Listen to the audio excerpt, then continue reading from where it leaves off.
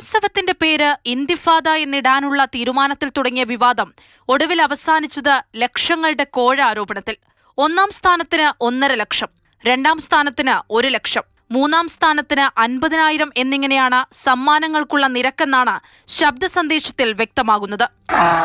തേർഡിന് 50, ഫസ്റ്റിന് 1,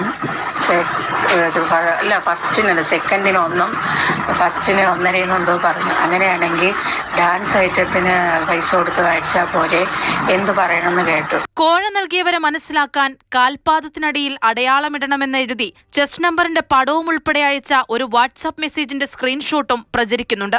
കോഴയ്ക്ക് പിന്നിൽ സാംസ്കാരിക മന്ത്രി സജി ചെറിയാന്റെ ഓഫീസാണെന്നാണ് ABVPയുടെ ആരോപണം. മന്ത്രി സജി ചെറിയാന്റെ പ്രൈവറ്റ് സെക്രട്ടറി ആയിട്ടുള്ള മനു സി പുളിക്കൽ, അതേപോലെ അദ്ദേഹത്തിന്റെ ഓഫീസിൽ വർക്ക് ചെയ്യുന്ന ജഗത് രാമേന്ദ്രൻ, അതേപോലെ സവാദ് എന്ന് പറയുന്ന ഇവര് 3 പേരും ഇടപെട്ടിട്ടാണ് ഈ യൂണിവേഴ്സിറ്റി കലോത്സവത്തിലെ ജഡ്ജിംഗ് പാനലിനെ തീരുമാനിച്ചിട്ടുള്ളത്.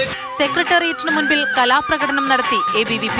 മത്സരങ്ങൾ പൂർത്തിയാക്കാതെ കലോത്സവം അവസാനിപ്പിക്കാനും സമാപന സമ്മേളനം ഒഴിവാക്കാനും VC തീരുമാനിച്ചത് വൻ സംഘർഷമുണ്ടാകുമെന്ന വിവരത്തിന്റെ അടിസ്ഥാനത്തിലായിരുന്നു. ഏറ്റുമുട്ടലുകളുണ്ടായാൽ സ്ഥിതി നിയന്ത്രണാതീതമാകുമെന്നായിരുന്നു VCക്ക് ലഭിച്ച വിവരം.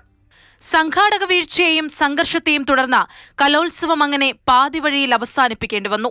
സംഘാടനത്തിനെതിരെ അവസാന ദിനം പ്രതിഷേധവുമായി എത്തിയത് SFIയുടെ തന്നെ യൂണിയനുകൾ ഭരിക്കുന്ന കോളേജിലെ വിദ്യാർത്ഥികളാണ്. മാതൃഭൂമി ന്യൂസ്, തിരുവനന്തപുരം.